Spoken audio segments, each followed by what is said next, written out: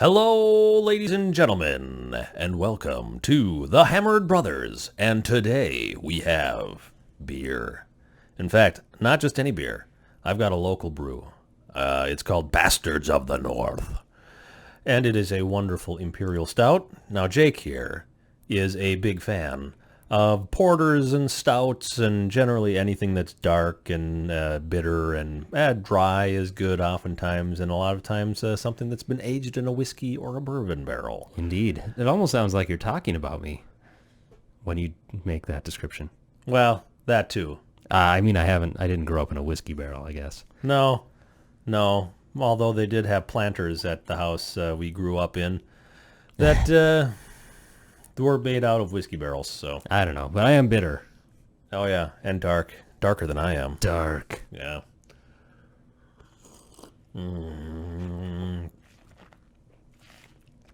Oh, delicious. Yes, sir. I'm sorry you had to witness that. Oh, it's so good.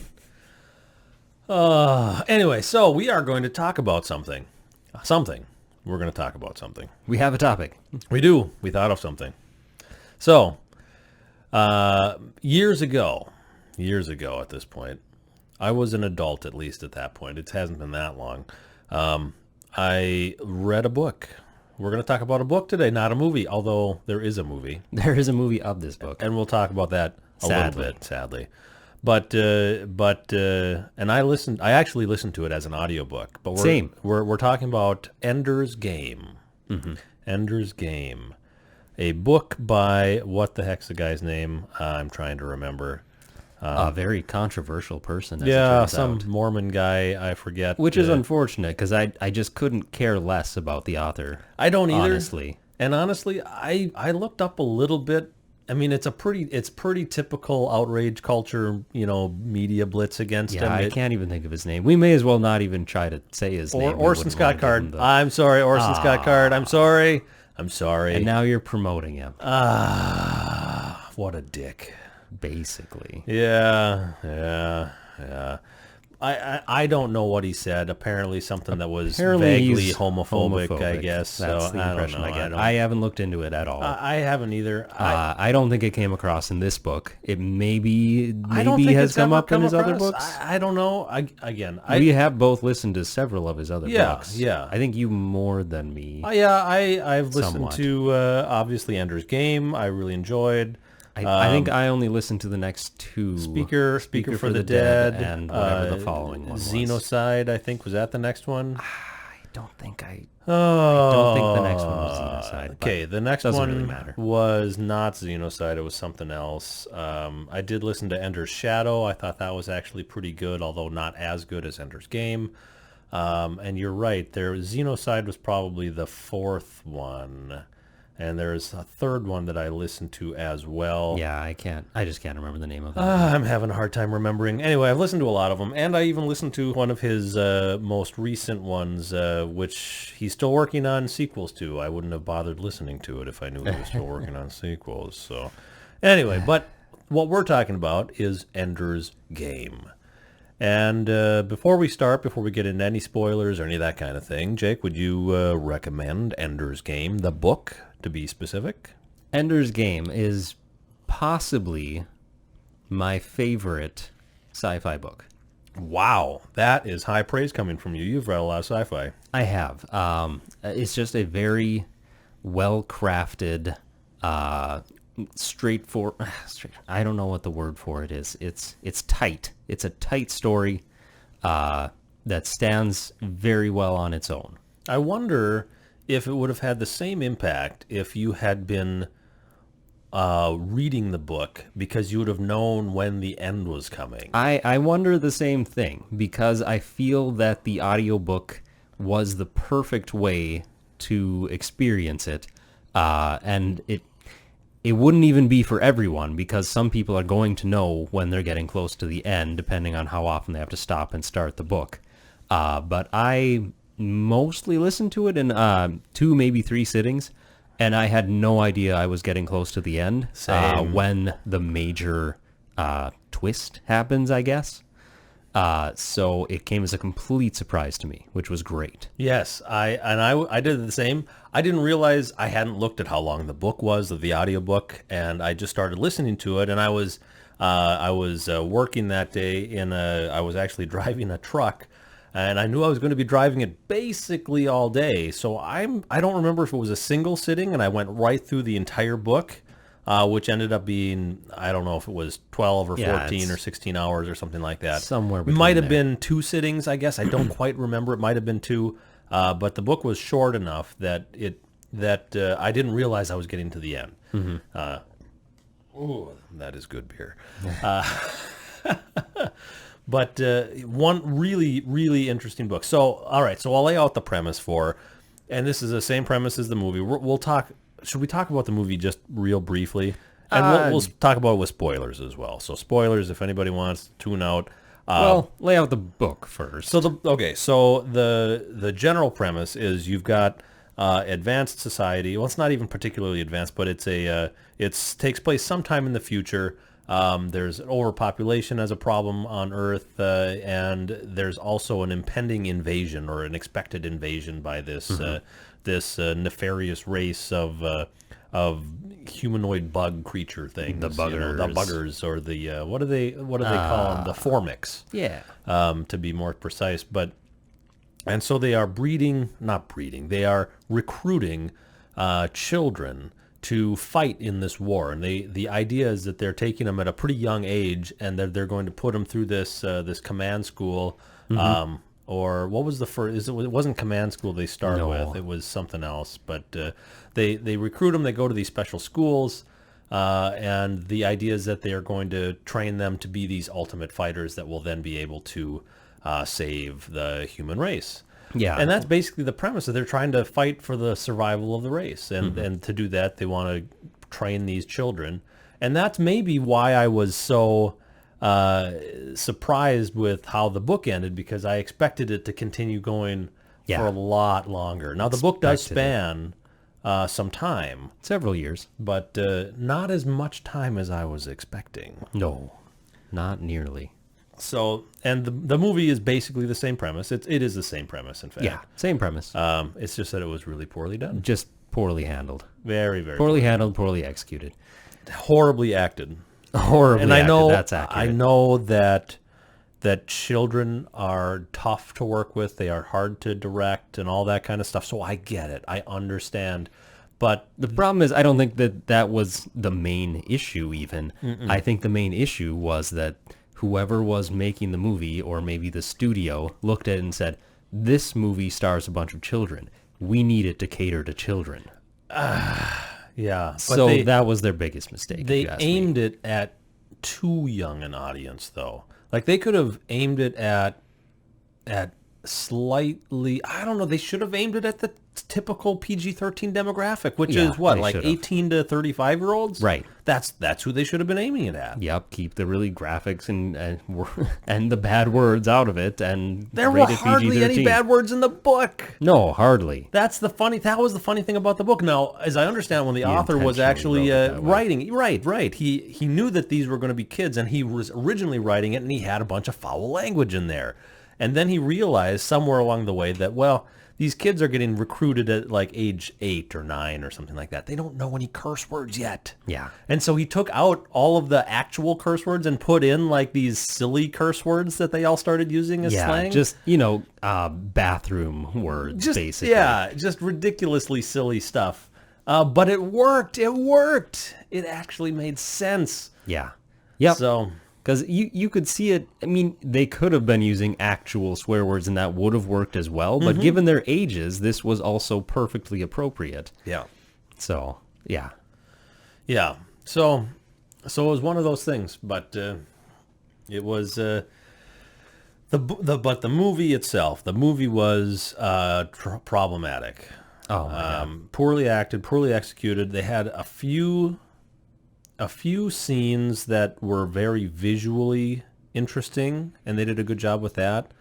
I actually don't think barely. I mean, that's being pretty generous to the movie. Really generous, honestly. Should we talk about Harrison Ford? Yeah. I don't know. I don't know. I I'd think- rather focus on the book, I guess. I'll just say that I think that guy's been phoning it in since the 90s. Yeah. Yeah. And Ender's Game was another phone-in situation. Big time. Anyway, so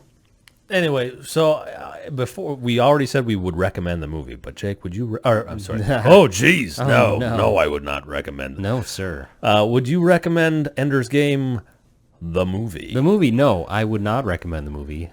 Even if you are, if you love the book, if you have never read the book, either way, steer clear of the movie. Not worth your time. I completely agree. It is a waste of time.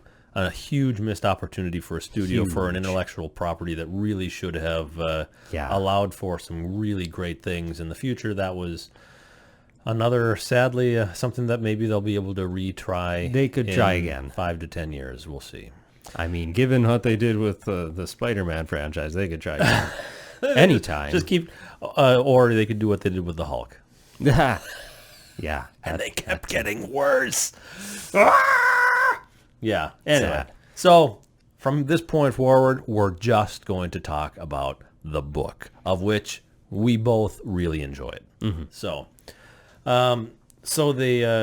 just to start, the book starts with this character. He's this kid, this Ender. His parents had 2 children before that, and apparently in this world, for whatever reason, overpopulation or whatever it is, you're really only supposed to have 2 children. Yep. But because they had such promise in those first 2 for this command school or whatever it was, they allowed the parents to have a 3rd child, and that is this Ender's character.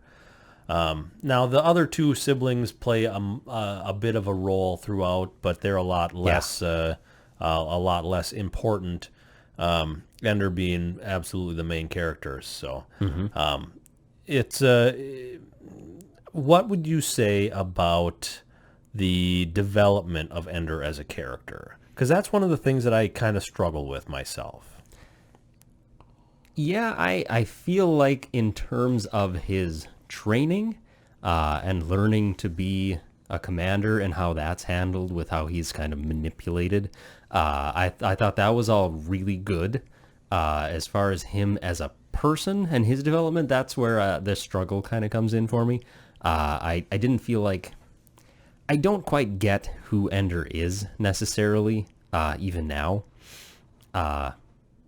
So it's kind of hard to wrap my head around. I feel like the focus on his training and development as far as a military commander is really where the story shines for me, unless him as an actual character himself. Yeah, they kind of develop him a little bit in the subsequent novels, but not really very well there either, I would say.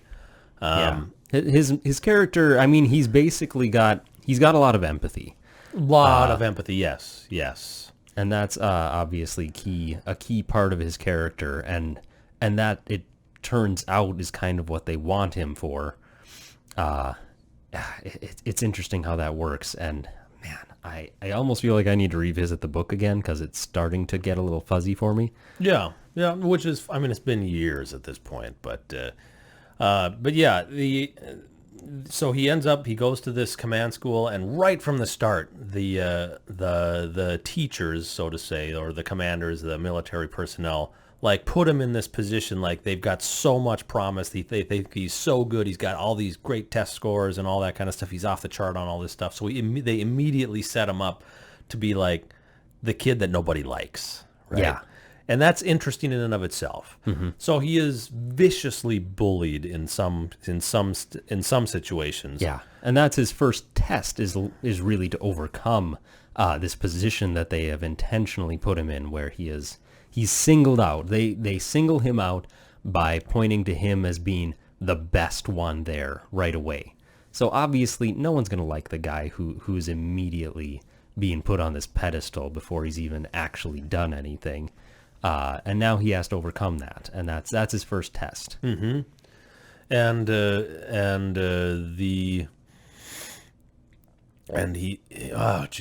he's put into a lot of situations that are pretty crummy, and everything is obviously stacked against him. Oh yes, and they're doing that on purpose. And again, the character of Ender, because it's not a character that develops very much. He is overcoming challenges, but that's all they are. It is a game. They're playing a game big with game. him. The whole thing is a big game. It's like games. It's layers of games. Is this book? Yeah, it's not just the game that they're playing. Like, and this is, I suppose we should talk about the games themselves, because that is a lot of the book. The first half is with the basically laser tag games that they're playing. Yeah, essentially. But Yep. Team Laser Tag yeah, in Zero Gravity. in Zero G. Yeah. So that's Which is why they wanted to make a movie out of it, because doesn't that sound friggin' awesome? the hook. That's the hook. And I remember seeing the trailer. I'm sorry, I'd have to looked digress. like it would be really great in the trailer. Oh my gosh, it looked like it could be amazing. What we actually got was awful. Yeah, that's the... I didn't enjoy That's the generous. game parts of the movie at all. I thought they looked terrible. I thought they were handled terribly. they were handled so poorly. There was no strategy on display in those scenes in the movie. Any tension or conflict that they were trying to put out there that was so prevalent in the book was just like a nothing. It was nothing. They were not able to put any emotion into any of it. And I don't know if that was the actor, the direction, the cinematography. I don't know what was wrong with it, but there was so much wrong. But yeah, so that's another thing, mentioning strategy. I mean, training these kids to be great warriors is not really the idea. The idea is to find the perfect strategist who also has the best, I guess, reaction time, reflexes. Right. You need to be able to be the best strategist quickly. And that's why and in fact, that as part of the book, that's why they were looking for children, because children, while they don't make decisions, they're not developed, they're not fully developed brains and stuff like that. But as a result of that, they do some things really, really, really well. And if you train that, they can do things quicker than, at least this is the premise of the book, of course. And I think that it's based somewhat in science. It is science fiction on after all. Yes. But so the idea is that you've got these kids, they're able to do things really, really quickly. They're able to multitask better than adults, which I think is demonstrably true, actually. I think that is real science. But what's interesting is that the book was written back in the 80s, I want to say. Yeah, I think that's right. So it's there were some things that were he had some pretty good intuition for the future, although that's probably going to become less and less relevant as we get further into the future here. Certainly, now. yeah. Anyway, It holds up pretty well, though. It does. Even currently. I know that he has gone through at least one revision where he changed some of the internet type stuff that he talked about from, like, it used to be old school, like bulletin board systems and stuff like that. And I think he updated it to did he? more network based kind of whatever. I forget. Anyway, that's neither here nor there. Right. But the games, it's games within games and within games, and it's the games that they're playing physically, these laser tag games, and then it's the mind games that he's playing with the staff, with the faculty, with the commanders, and how that all needs to play, and also that the things that he's doing just as a kind of the meta game where he's having to control squads and stuff like that. It's all it's interesting because it's a militaristic take. And I don't know if Orson Scott Card has any military experience, or if he spent any time with military, or if it's... Yeah, I listened to some of his interviews, and I think he talked about his brother was in the military, so he based a lot of his outlook on it off of what he talked to his brother about, is I'm pretty sure what it was.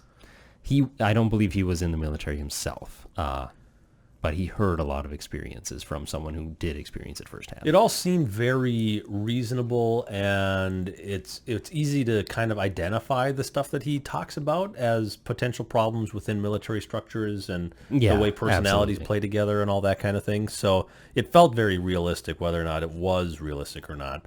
But it's really interesting. So he goes through, again, we'll just kind of go, so he goes through they're doing these laser tag drills and stuff, so they're learning to operate in 3 dimensions, in zero gravity and stuff like that, and understand how to play these games.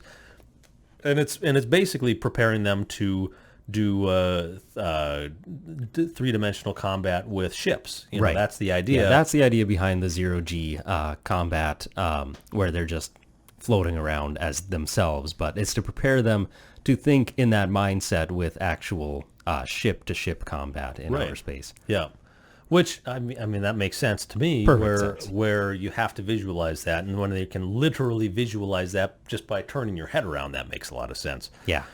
So I would say maybe a third of the book is based in that initial school, and then he moves on to, I believe the second time is this command school. And there are things that Yeah. happen to him that are, They're Ender, little interludes. And also there's like an actual computer game that comes into the book.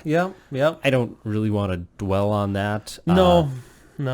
That was definitely a more psychological Yeah. thing, which gets into a really, It goes to a weird place in some of the subsequent books, yeah, which, which is unfortunate. yeah, I would say that's not one of the strengths of of Ender's Game. But it's not. And what's his actual name? It's not Ender. It's Andrew. Andrew Wiggin. Andrew Wiggin. That's right. So, but he's called Ender because Is that what his sister called him? I don't remember if that's what his sisters called Someone him. called him Ender because they couldn't say Andrew right.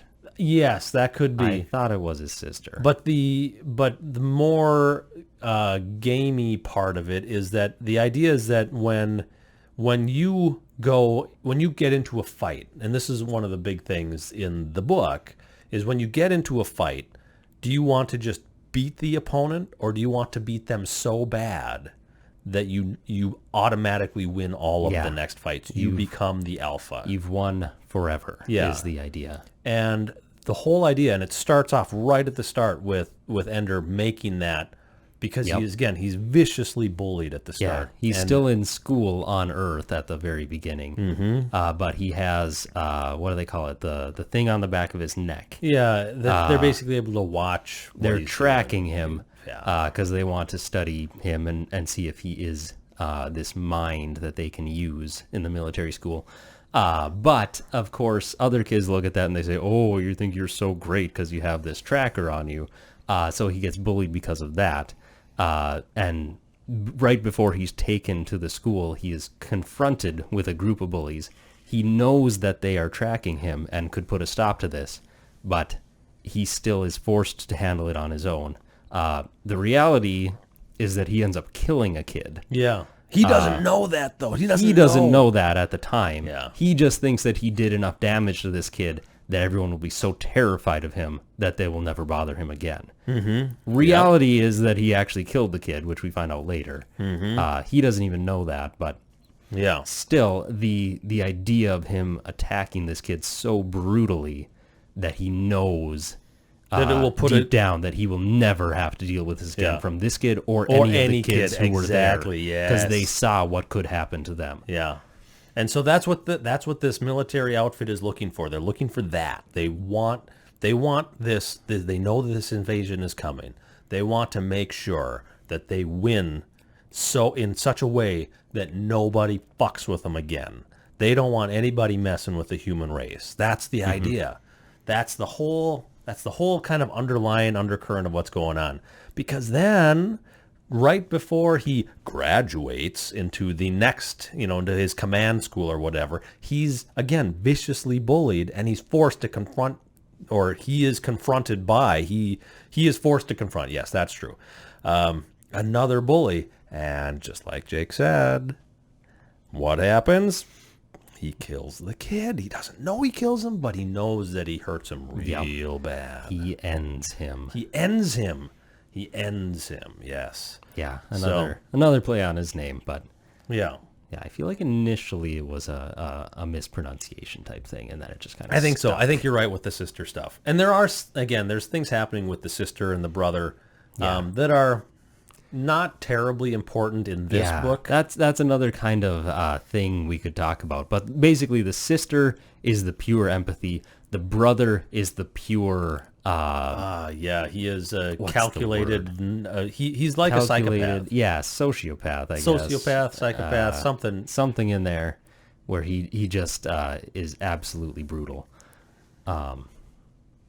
Yeah. So they're both, and Ender is the perfect in between of those two. Yeah. And I don't. It's been a while since I don't quite remember why it was so important to get both of those things, especially given the way he ends things. The excuse given is that they needed him to have enough empathy that he could understand the buggers, but he also needed to have enough violence and brutality in him that he could then use that understanding against them. Yeah.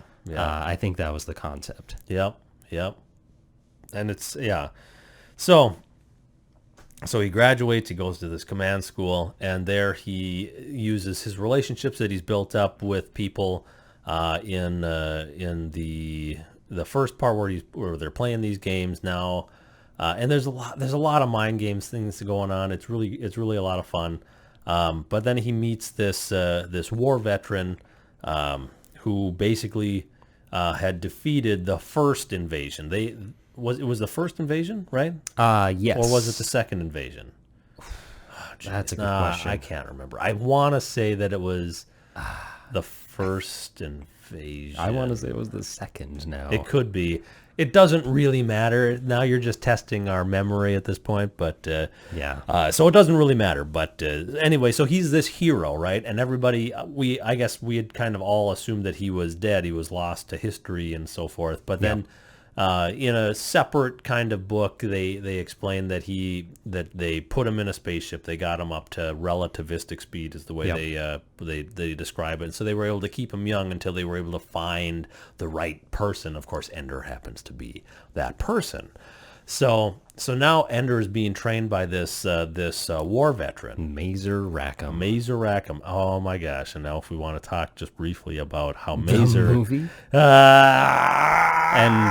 and just what the hell were they even thinking? Why was his whole face a tattoo? Can anyone explain this? No one can explain this. It was supposed to be some goofy tribal thing that it just why? It fell on its face spectacularly bad. I don't know, man. I can't fathom why. Because in the book it's handled so well. Oh, it's so good in the book. But anyway, so now he's got this mentor, but there's also that same like button heads thing with him and Mazer Rackham. They love each other, but they don't. They hate each other at the same time. It's a very strange dichotomy. It's very interesting. And they're going through, and so now he's a commander, right? He's commanding all these ships, but he's got all of his buddies from back at the whatever other school it was. I can't remember what the hell it's called now. Son of a gun. I can't either. It doesn't matter. But so he's got some of his commanders he had worked with. Was it just called Flight School? Flight School. I think that's right. Now don't quote me on that, internet. Please don't quote me on that. But I think it was called Flight School. Sounds right. Yeah.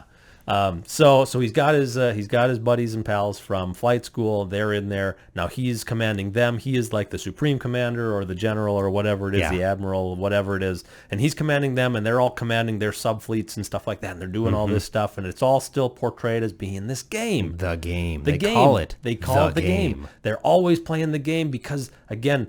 And they're watching all of the old, the reels from the first invasion or the second invasion, whatever that was, and just they're showing how these buggers, the Formics, work together. They're hive-minded, so they're super fast, and the way they communicate and all that kind of stuff. So they need these kids to be just as fast, if not faster, and not only that, but one of the things they bring up is because these Formics are hive-minded. That really they've only got the one place that processes all of the moves that they need to make. And so now you've got this kid who's a commander, but he's also commanding autonomous kids that can make their own decisions on the fly, therefore making them theoretically faster. Because it's not just a single brain, not a single super brain, but they've got these other kids that are also independent brains that can help pick up that and make some of those decisions and stuff like that. So independent strategies, and they all have their own strengths and weaknesses, and it's up to Ender to use them properly at the proper time. Yeah. And all of it is, it's done in such a way, again, it's been a while since I've been through the book, but it's done in such a way that's very believable and feels right. Yes. And ultimately they're beating the computer regularly. Almost like every single time they're beating the pants off the computer in this game. So it's a lot of, and it's really interesting. But they are really pushing the kids. They're like putting them through. Like one of the kids has a nervous breakdown and stuff like that. Yeah. And it's really, really intense. And they're trying to really weed out all the kids who aren't going to make it, right? Yep. And then finally, they get to, basically his final exam, right? Final exam. After all this. Final test. Final test, and they go through it, and it's like this impossible situation, and everyone's looking at it and they're like, fuck. Yeah, how the hell? they brought a bunch of like the high end military commanders are there to like watch him. In the room, they're like, In the room. now he's being examined by all these military officials Yeah. and stuff like that. So pressure's on. Pressure's on, baby.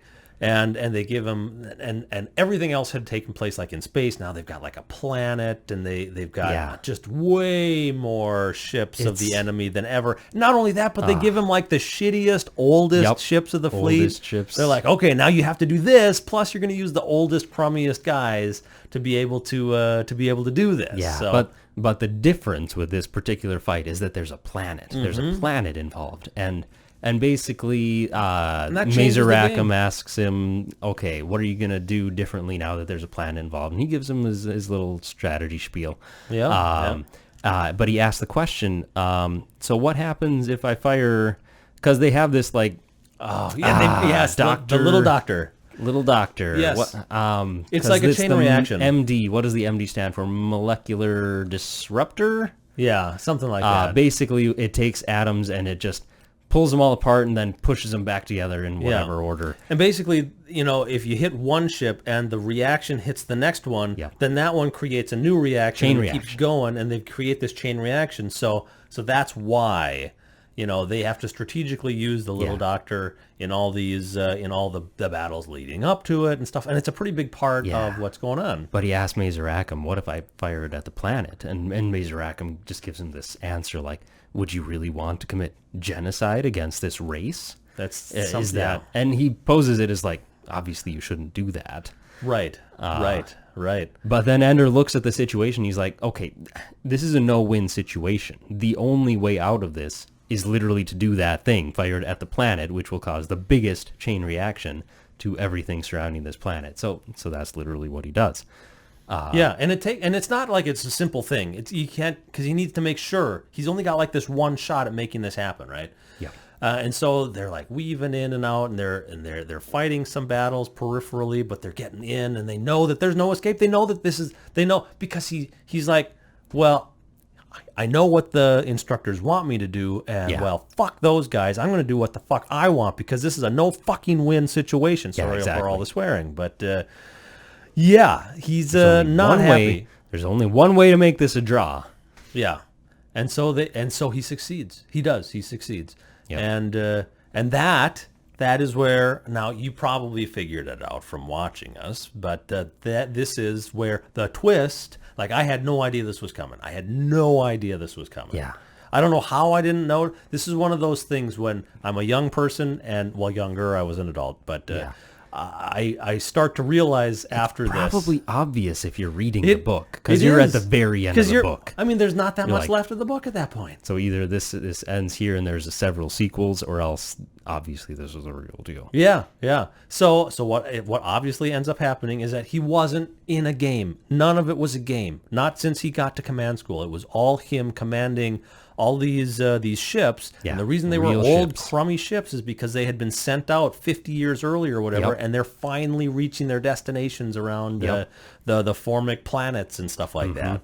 And so he gets to their home world, and he does this. Yep, and the homeworld was the farthest away, so hence the oldest ships. crummiest does. ships. Obviously, that's another great thing about this book is it deals with space in very real, believable ways. So good. Where The time dilation and all Yeah, that stuff. and it took so good. 70 years or whatever for these ships to reach these planets, but because of like you said, time dilation, the pilots are still alive because it And they're didn't not seem that like old or anything long like that. I mean, they're old to them. but Yeah. because they were traveling at relativistic So just speed. Again, they talk super about fascinating stuff. I don't, obviously, I am not smart enough to do the math on these things and Right, what well. speeds you'd have to reach to, and the time dilation. I'm not sure that's even known by real scientists at Yeah. this point. I don't know. And it doesn't really matter Doesn't really because matter. any of that math could be fudged. Absolutely. When it Yep. comes right down to it. You just so. have to make the planets farther away or closer, whatever you need to do. Right. Because obviously they don't talk in real distances. But it's all very fascinating, and I just love that stuff. Yeah, yeah. And you just don't see that very often. I mean, No, everything's you like, oh, faster than light travel. Oh, well, there's this Yeah. little bit of physics over here that we haven't discovered yet, and that allows us to go faster than light. Man. Yeah, and obviously, since we're on the subject, they do fudge a few things. They do. have the magical device that Yes, allows them to the communicate communicate. Yes, instantly, yes. regardless of the distance. But it's established that the buggers, the Formics, have that same ability with their mind communication. So obviously, the idea is that once you know something is possible, it's easier to create the technology to accomplish it once you know that a thing is possible. Right. And they were able to reverse engineer. Yeah. I forget exactly how that all went, but they were able to get. So that was the one like get out of jail free card that they. Yeah, had so to they get. have instant communication. That's how these games can realistically control the fleets that are many, many light years away. Right. So it turns out that he basically commits genocide, or at the time it was called he called xenocide because Right. it was like a species-wide extinction level event or whatever. I'm not entirely sure on the semantics of all that kind of stuff, but in the movie I know he calls it genocide, which is a term that we're familiar with now, sadly. But Something more understandable. yeah, and that's basically the end of the movie. I'm sorry, the end of the book. yeah. Now there are things that happen after that. There's like a power Really- struggle on Earth because this whole Formic War was a kind of a Earth unifying thing, and now that that's no longer a threat, there's like various factions and countries. Yeah. And of course, it was written during the Cold War, so there's, there are references Russia to is the a to big Russia thing. and stuff like that, and the European hegemonies and stuff like that, and the Warsaw Pact is a big deal and all that. So it's interesting because of Yeah. that take, and it's kind of interesting now because some of that stuff is resurfacing. Yeah. So Yeah.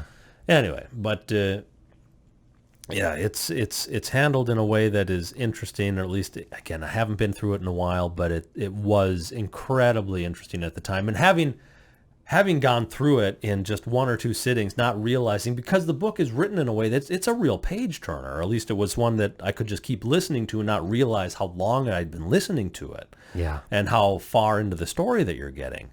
And so I was expecting, now you may have been, and this may have been, I may have just been naive. I probably was, if I wasn't listening close enough, thinking, oh, this is a young adult novel. It's not going to be, I thought that he was going to go on and they were going to follow him over like this 20-year career or something like that. I expected a time skip at some point. Yeah, And yeah, because they had already done a time skip. yeah. Not like a big one, but they Not had a done big like a one. 2 or a 3 year time skip. I thought Yeah. we were going to see a couple of those. Nope, not at all. No, it was really something. Yeah, so that was because afterward, and the way it's written, I don't want to. I mean, if you've already read it, great. If you haven't, we shouldn't have spoiled as much Shouldn't as have we did, spoiled it. but it was written in a great way, and I would absolutely recommend.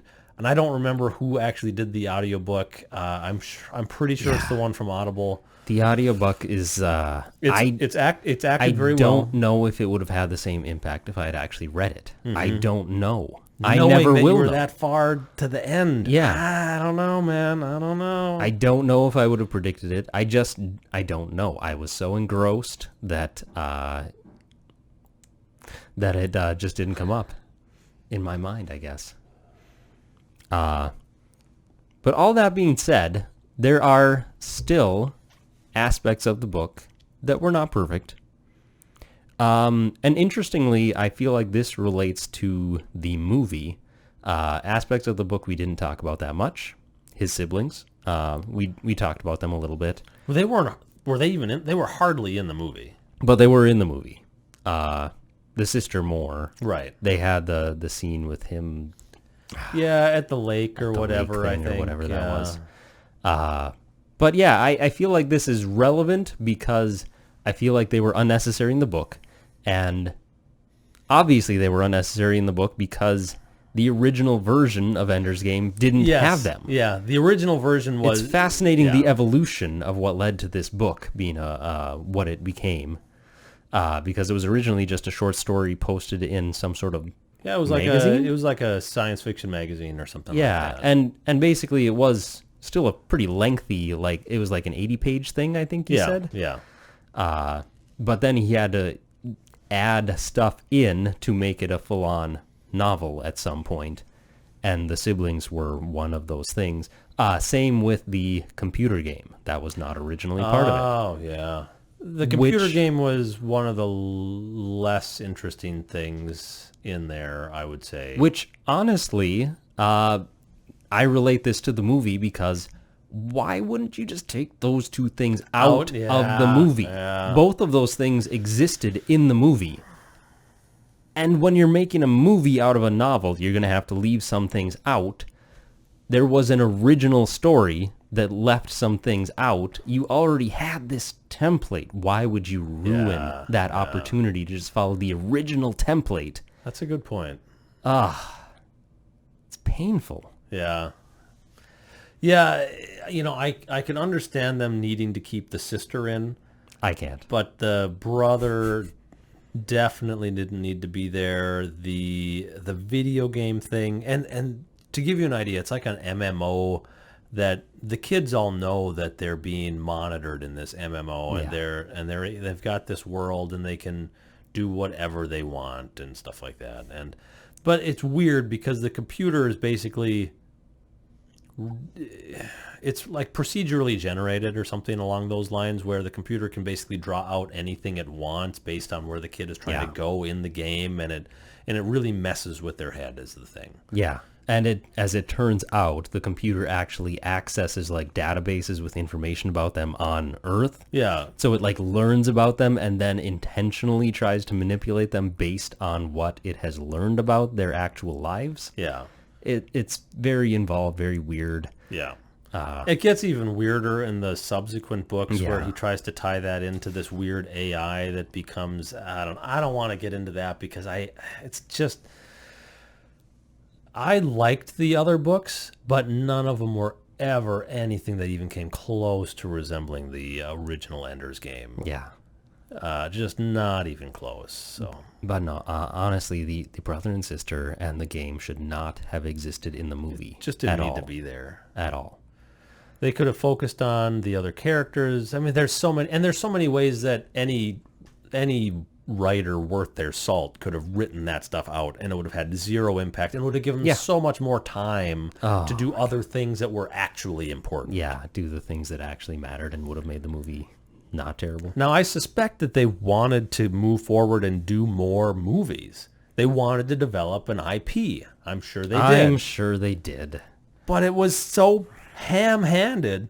So now I don't remember. Did you? I went back and there were actually graphic novels that were produced based on Ender's Game, and they were fabulous. The animation was great. The comic book style was great. Looked great, and it was virtually there were very few liberties taken with the story. It was exactly what you get. Now, do you remember seeing any of that stuff? I saw a couple of the panels you showed me, but I did not read them in that format. No. And you didn't need to, because it was the book. It was just a retelling of the book. It was not any embellishments or any of that kind of stuff. But visually, now you can do a lot with animation. Now, we talked about Into the Spider-Verse before, and that is a clear demonstration of how, in many ways, animation can be far superior to what you can do in live action. And even in those comic books, that graphic novel version of Ender's Game, you can see just how superior that media is, that format is, over a live action version of Ender's Game. Yeah. And a lot of it has to do with just the way that you can make the expressions on the kids' faces that actual child actors will have a lot of difficulty with. And let's face it, kids are awkward, especially when they're 8, 9, 10, 13, 14. They're awkward. I mean, how are you going to get a good performance out of a child who's naturally going to be awkward? It is almost impossible. Yep. to get good performances out of there and have them look in any way, shape, or form look right. And I know in the movie, I think the kid ended up being like 16 and he was supposed to be playing like a 12-year-old or something. It's just so weird. Which in the book he was supposed to be like a 9-year-old. Yeah, exactly. So there's no very part strange. of that worked. Yeah. I Very get strange. why they had to mess with the ages, but it didn't work. It didn't work. I think that thinking about Into the Spider-Verse and the way that was done, they could have done a movie that was animated with Ender's Game that could have been, I shouldn't say would have been, but could have been phenomenal. Yeah, still could. Still could. Yeah, that is an opportunity at some point in the future. Yeah. Definitely possible. Who knows? But I'm going to have to pause right there because I see my screen went dark. I'm a little concerned. Okay, and I think we're back. Are we back? Yeah, that looks like a stop sign over there. Well, I apologize for that. We'll get that edited out in post here, right? Yeah. Anyway, we were getting pretty close to wrapping up here anyway. But I don't exactly remember where we left off. Remember where we left off? You were talking about a potentially animated version Oh, of this. yeah. So, thinking about Into the Spider-Verse and thinking about how that format, and especially thinking about how the comic books and the graphic novel, however you want to look at that, looked, the visuals of that were so spot on. One of the big mistakes that the movie made was when you got to the point where he was in command school. The way it looked like he was not in a game. It looked like he was just commanding ships around. Yeah. So it left very little to be desired, or little to the imagination. So, like in the graphic novels, it was very game-like, It was a lot cartoonier and all that kind of stuff, and it kept that element of it really, really moving, which really, really worked. So it's one of those things that, again, in the movie, should have been handled completely differently. Yeah, absolutely. So it's just kind of sad to see that kind of thing. I think of other things that they've tried to do live action. Avatar: The Last Airbender was tried to do live action, and now they're unfortunately trying to do that again in live action. I guess the rights have been bought. Good luck with that, folks. Good luck. At least this time, I think they're doing it episodic. Yeah, that'll obviously help, but a help. But yeah, you look at this book. This was not a long novel. No.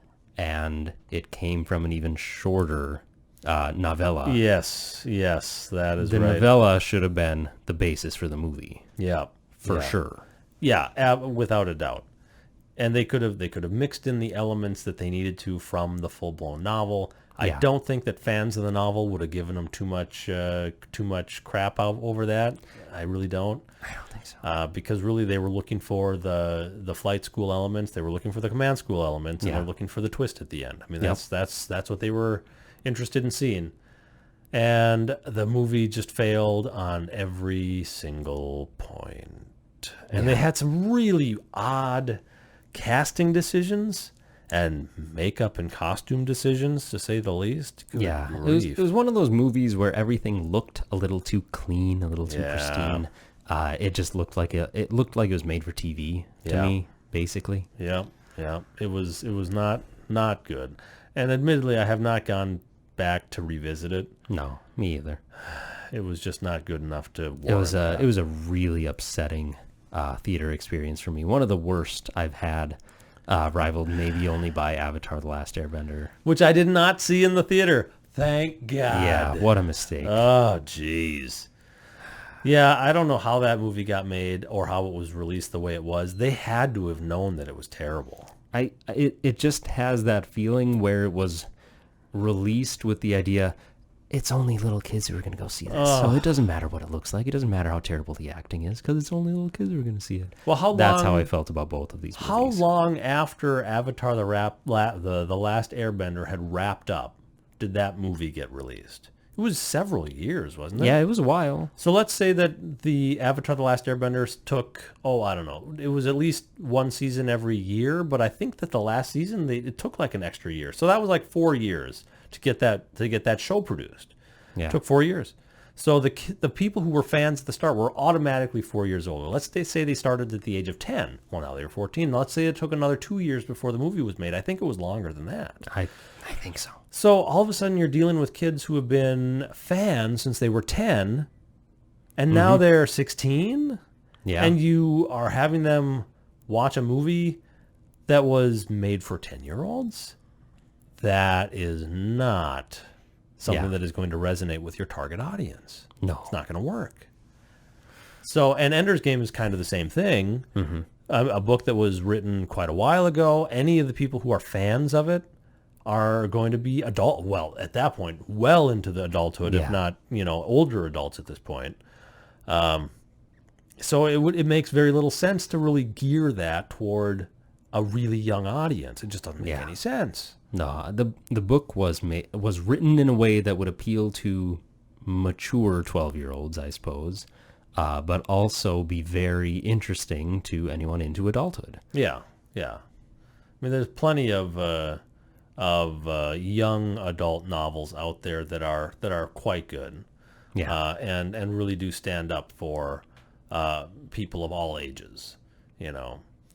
Something that somebody can appreciate at different levels at different times. Yeah. Well, heck, even Charles Dickens is like that. You can read A Christmas Carol when you're 12 years old, and you're going to get different things out of it then than you will when you're 25 years old. I mean, it's just going to be a different experience for you. So Yeah. and that's just the way it is. So anyway, so we don't need to talk too much about the movie, but Yeah. I mean, there's kind of an epilogue section of the book. There's some of this weirdness with the Speaker for the Dead stuff that is really just setting up the next book. Which oddly enough, going back to Orson Scott Card, he didn't really even care to write Ender's Game. It's not the book that he wanted to be known for. It was the one that made him famous.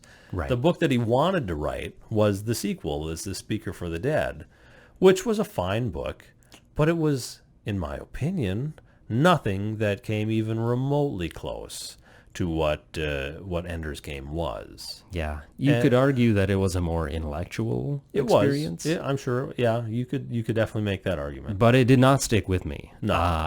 That is not the book I remember. No. I mean, it goes into some interesting places. Yeah, it gets pretty philosophical. Yes. So Orson Scott Card, I think he fancies himself a bit of a modern philosopher, and I think that's fair. I mean, he's trying. He's trying. He is genuinely trying. Controversy aside. Yeah, he poses some interesting social conundrums, I guess. Yeah. And there's questions about, I want to say there's questions about genetic engineering and some of that kind of stuff, and how that's handled, and artificial intelligence, and these completely different species and how they handle their own societal structure, their belief systems, and it even dives into some biology and evolutionary rootings and how that interacts and how that can inform spirituality and stuff like that. So it is interesting, but it's none of them are nearly as strong a narrative as Ender's Game. Yeah. That's the one that stuck with me. Yeah, Ender's Game doesn't pose these big grand questions, but it has this tight storyline and development of one character, and it's just a heck of a journey. It's a fun ride. I would absolutely recommend it for anyone who hasn't been through it. I recommend the audiobook first, but in the event that you are an avid reader, I would imagine that the book itself is also a very good way to do things. So you could go that direction as well. But no, honestly, I don't feel that, even though if you listen to this whole thing, we entirely spoiled everything, obviously. But I'll be honest, I listened to the audiobook probably 4 times in a row within that first year of discovering the book, and I enjoyed it immensely every one of those times. I went through it at least twice. Yeah. And it was a fun, and it's so different going through it the second time. The first time, everything feels properly spaced. It feels like it's taking a while to get from one place to another. The second time, it's like, bam, you're going through. Everything is happening super fast. You're like, oh, man, I don't remember it happening this quick. Woo! It goes really fast. So, yeah, highly, highly, highly, highly recommended. Yeah. A lot of fun. And I did not realize that you were thinking that was your favorite science fiction book. So that is high praise coming It's certainly from this guy one right of them. here. So I'd be hard pressed to pick one that I would place above it. yeah. No, I could see that. It's one of the few standouts for me that had a something in it that I really legitimately did not see coming. Yes. And that is in and of itself a joy. And that sticks with you. Yes, sir.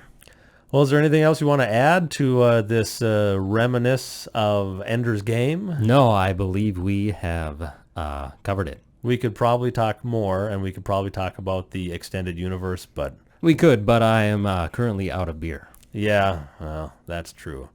What'd you think of that beer? Ah, it's good. That was good. Bastards of the North, my friends. sir. Bastards of the North. Quite good Imperial Stout, and I guess that's where the empty glass is going to have to leave us. So, well, with that, hope you enjoyed it. Thanks for watching, and we'll see you next time.